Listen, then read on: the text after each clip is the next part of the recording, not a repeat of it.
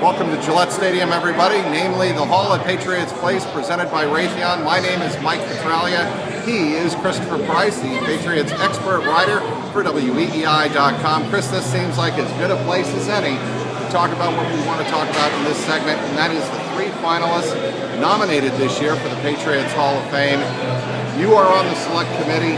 Bill Parcells is on that nomination list this year, as are Raymond Claiborne and Ty Law. What goes into the decision making, and tell us a little bit about each candidate. We spent about 2 hours over at CBS Scene talking about a handful of guys who are eligible to be nominated. You have to be out of the league for a handful of years. Not everyone can be nominated. So you're starting to see this group of guys like Ty Law. Last year, we've seen Teddy Bruschi, we've seen guys like that. That class of player start to come forward more and more. Quite frankly, you look at the list, it's a very impressive list this year. Ty Law, I think, quite frankly, is a borderline professional Hall of Fame. No question. I think you look at a guy like Raymond Claiborne, I think he had a great career. I think he deserves recognition along these lines. I think he deserves to be in the Patriots Hall of Fame.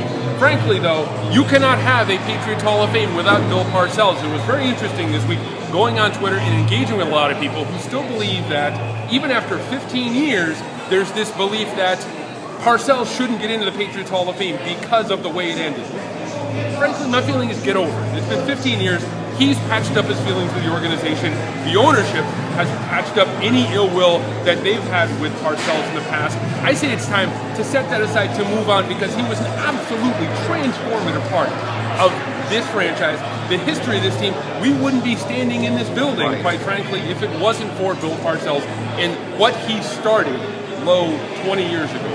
Why are fans so unforgiving of the buy the groceries comment? If you want me to cook the meal, you got to at least let me buy the groceries. Why do fans not want to let go of that? Because he went to the Jets.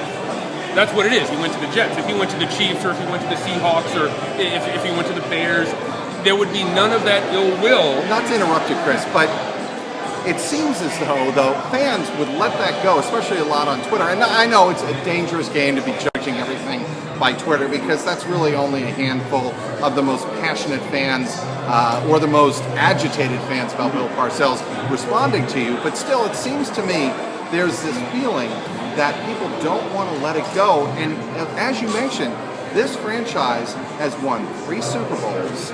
They have been to 2 others since he left. Obviously went to a Super Bowl with him at the helm. They lost to Green Bay in Super Bowl 31.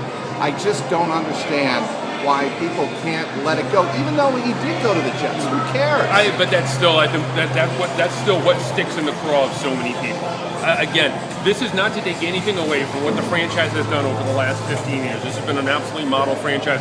Bill Belichick, Tom Brady, Robert Kraft. They've been able to create, in many ways, the gold standard for the National Football League. At the same time, he and Drew Bledsoe and Charlie Weiss and the rest of that group that showed up here in the early 1990s, they were the ones who got the ball rolling on all of it. They were the ones who restored a sense of relevancy to this franchise as it relates to the National Football League. I still believe, to your point, I still believe, though, it goes back to the Jets. The fact that he left here for New York. I don't believe that there would be the level of passion and the level of vitriol directed toward Parcells, and particularly the way it ended, if he had gone to the Chargers or the Chiefs or another franchise. I think it has a lot to do with the Jets in New York.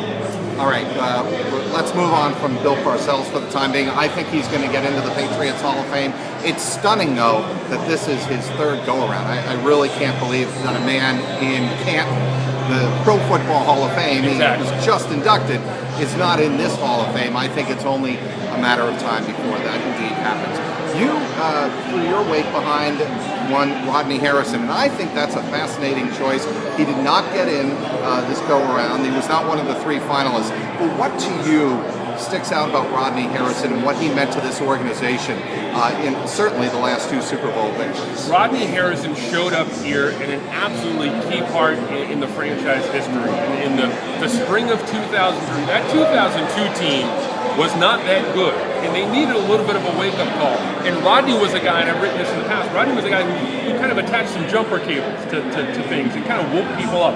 I remember his first training camp, whether it was, I believe it was either training camp or mini camp or whatever, he absolutely lit up Troy Brown coming over the middle and started a fight. He was a guy that was absolutely key to the development of those 2 Super Bowl teams, the 2003-2004 Super Bowl team. I think what he brought to the field, it's easy to identify him over the body of his work, over the course of his career as a San Diego Charger, but I think what he did over the last 6-7 years of his career here in New England, it needs to be recognized as such. That's the reason that I put his name in the nomination. He wasn't voted in. He's not one of the 3 finalists, but I will continue to submit his name for nomination as long as I'm on that committee. All right, Ty Law, I think this is like a no-brainer, like you said. He is a borderline Hall of Famer. Ty Law still means a lot to this organization. We see just beyond our reach over here, beyond our sight, my sight line, the number 24. It has the name Revis on top of it, but in my estimation, my mind, 24 will first and foremost mean Ty Law to this organization. Yeah, I agree with you. And I think that it's interesting that you look at a year when it comes to the Patriots Hall of Fame, you have Ty Law, you have Raymond Claiborne. You can make an argument that those are 2 of the 3 best cornerbacks in the history of the franchise. You throw Mike Haynes in the mix as well. Sure. Those are the 3 best cornerbacks in the history of this franchise. Law, I firmly believe, should be in the conversation for Pro Football Hall of Fame. I don't know if he's going to get in, but he should be part of that conversation. What he was able to do, not only in his 10 years here in New England, but beyond that, his work as a defender, his work, his ball skills, his physicality. He was really interesting because in a lot of ways, what he did in the group that 2003 Patriots team did, specifically that team defense, they got the rules changed when it comes to pass defense. He was absolutely, you used the phrase transformative when you're talking about Parcells.